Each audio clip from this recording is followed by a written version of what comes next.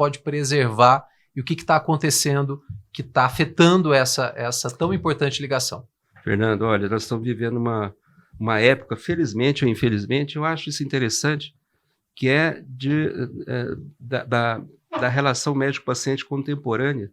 Ela está sofrendo assim, uma reviravolta total. Vamos analisar por várias perspectivas. A primeira delas, analisando o Brasil, quando eu formei, né, em 1992, estou com 33 anos de formado, tinha 79 faculdades de medicina. Hoje tem 389 no Brasil. Nós formamos no Brasil 41 mil médicos por ano. Então, aí já dá para a gente imaginar como a gente pode trabalhar, né, o humanismo, né, a medicina da pessoa baseada no afeto, na empatia, na compaixão. Eu acho que isso é que essas três situações que a gente pode aprofundar aqui que dá o que cria o vínculo, né? Como é que a gente pode trabalhar isso para 41 mil estudantes por ano? Nós não temos exemplos para isso. Não deu tempo de formar. Nós temos em 10 anos 10 vezes mais faculdade de medicina do que nos últimos 2 séculos. Então nós temos um problema aí de escalada, como você falou, no número de médicos para formar. Né? Sem esquecer o número de faculdades que estão por vir também. Sem fazer isso. Nós somos o primeiro do mundo de forma relativa, em termos de população e faculdade, e o segundo só perdemos para a Índia, mas nós estamos falando de mais de 1 bilhão de habitantes, né? Então, esse é um aspecto. O outro aspecto é a grande revolução tecnológica. Existe um gap entre nós, responsáveis pela formação de todo tipo de conceito. Nós temos, hoje, problema de definição: o que é um professor, qual o papel do professor, qual o mentor, o que é um professor depois da inteligência artificial. O que o estudante de medicina espera de um professor? Ele não precisa mais de aula.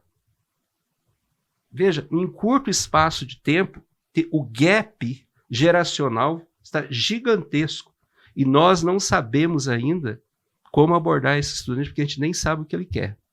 Porque o que a gente sabe? O estudante que chega hoje na universidade com essa geração,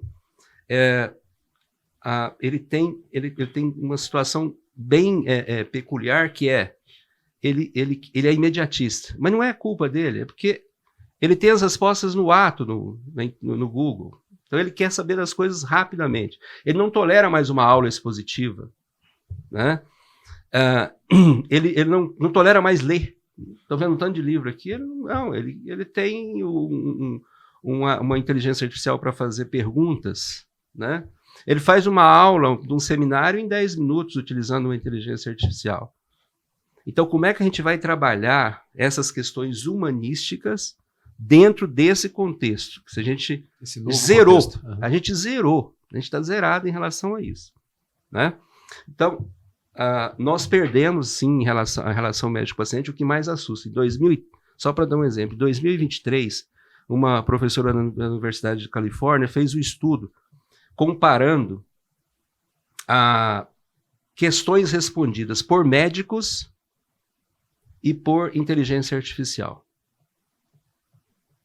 As mesmas questões. As mesmas questões. Eu estou falando isso, a pergunta sua eu sei que foi, mas só para chegar para dar o contexto.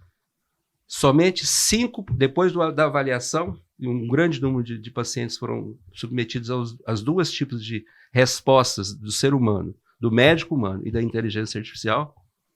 O ser humano perdeu feio em termos de humanismo para IA.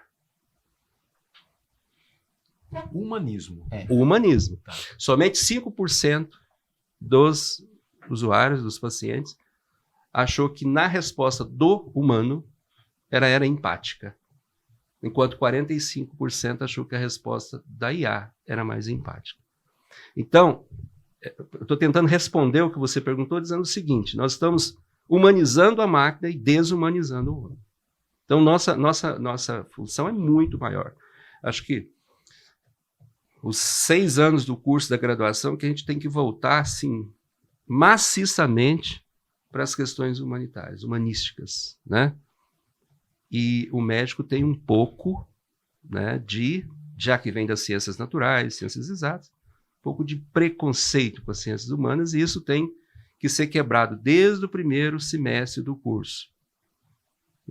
Bioética, história da medicina, a medicina narrativa, que no meu ponto de vista é uma das excelentes formas de fazer com que o estudante crie empatia, entenda a história de cada ser humano, porque o estudante vive, na maioria das vezes, no mundo virtual. A gente tem que trazer ele para o humano. Processo de escuta ativa, né? Escuta ativa. Ele precisa entender a escuta ativa, entender o que é essa escuta ativa e, ao mesmo tempo, refletir sobre aquilo através de uma criação de uma narrativa dentro daquele contexto, né? Dos diversos semestres da faculdade, né? Do curso, estágios do curso, de uma forma transversal, de forma que todo curso ele tenha que ter contato com a humanização.